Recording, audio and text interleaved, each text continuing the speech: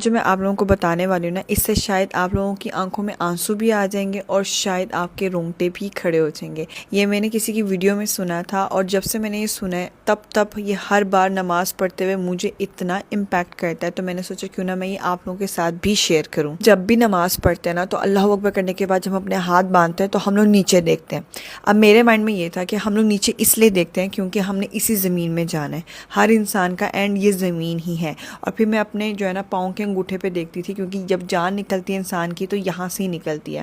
سبحان اللہ، کیا ہی پیاری بات مجھے پتہ چلی، اس لیے میں آپ لوگوں کو بتا رہی ہوں۔ اللہ اکبر کرتے ہیں اور جب نیچے دیکھتے ہیں تو بیسیکلی ہم اس لیے دیکھتے ہیں نیچے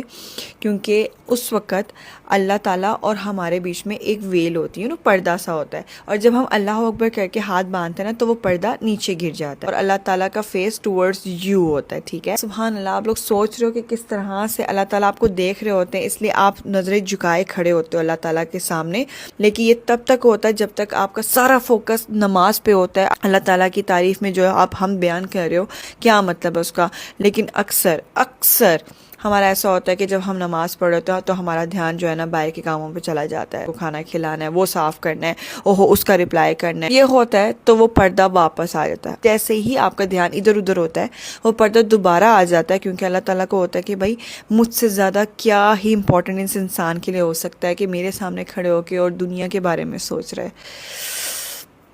مطلب کس طرح سے میں کہہ رہا ہوں، لائک آپ جسٹ امیجن کرو،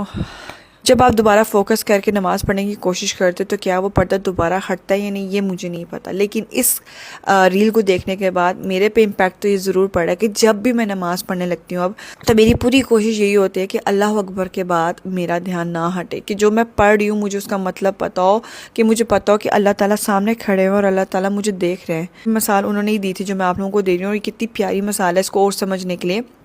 کہ جب آپ اپنے بچوں سے بات کر رہے ہوتے ہیں، اسپیشلی کسی سے بات کر رہے ہوتے ہیں بہن بھائی، تو آپ ان کو کہتے ہیں نا بھائی میری طرف دیکھو، آپ اپنے بچے سے بات کر رہے ہوتے ہیں کہ یار میری طرف دیکھو، لک ایٹ می، ہمیں اس وقت فیل ہوتا ہے کہ وی آر کنیکٹڈ، اور نیچرلی اپنے آپ لوگوں میں آ جائے گا